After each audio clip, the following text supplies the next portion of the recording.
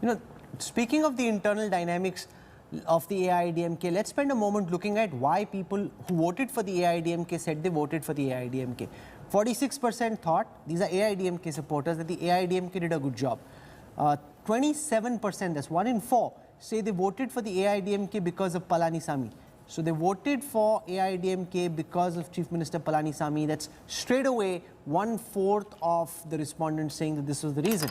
Because of Modi is 8%, a stable, strong government is 8%, attention to development is 7%, COVID management is 2%, but 27% saying they voted AIADMK because of Palanisamy and 46% saying they thought the government did a good job is not a bad approval rating to have given the scale of the challenge that confronted him. No, I think what we are, and Rahul, it's a point I made earlier. I think COVID has brought a number of leaders to the fore.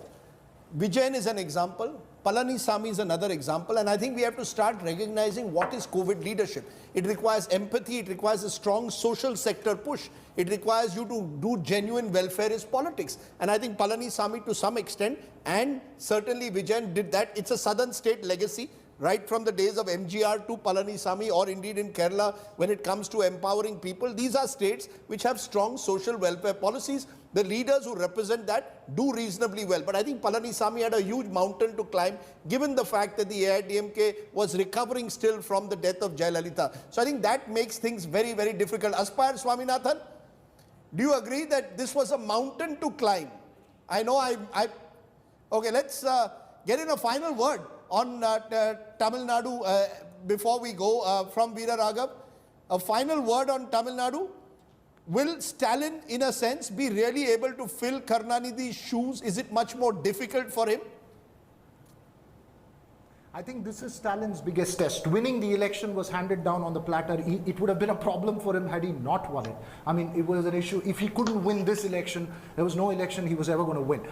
So he's won this election. The circumstances all... No, if the polls are right. He's won it really, if the polls are right. I keep adding, if the polls are right. Let's be very clear. That's right. A big if there. You're right.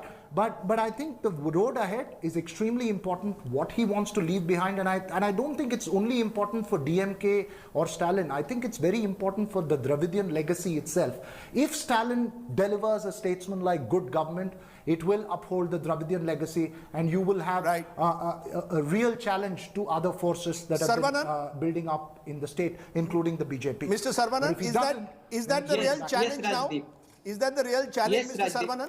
Yeah, the first challenge would be tackling COVID and the dwindling financial resources. And of course, our leader, Mr. M.K. Stalin, in the last few years had shown how to run the government. See, he has written in a number of statements, has approached the court, approached the central government everywhere. He has kept his ideology. He has been true to the ideology of the DMK party. That is the reason why DMK, even after our leader, great leader, Dr. Kalaignar, people believed him. His strong belief in the ideology of the DMK. I think that is what has also given this election to us in a platter.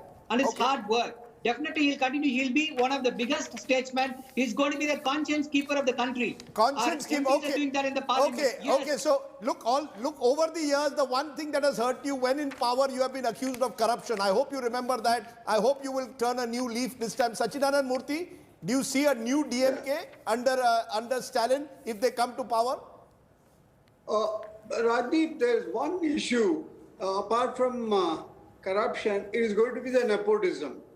How will Stalin handle that? Because as Karunanidhi himself was surrounded by more and more of his family members, now we have to contend with Stalin's son, Stalin's son-in-law. So how will he handle this project, a clean image, both in terms of corruption-free administration and nepotism? Because if you remember a year ago, a lot of the old leaders of the DMK were very upset at the kind of prominence that the family members were getting. The old associates of Karunanidhi had launched a campaign against Prashant Kishore, who was backed by Stalin's son-in-law. So Stalin will have to also craft good advisors. You know, it's interesting that you mentioned Prashant Kishore, because I don't know what's going to happen in West Bengal, where he's promised to pack his bags and go home if the BJP gets more than 100 seats. But in Tamil Nadu, at least he can say paisa vasool for his client, because he has been able to help the DMK do quite well according to the exit poll results. So Rishi, the entire IPAC team that's been working in Chennai and in Tamil Nadu has been able to deliver for their clients. Now, whether Pratik and the other team in West Bengal have been able to deliver for the other clients, we will find out soon.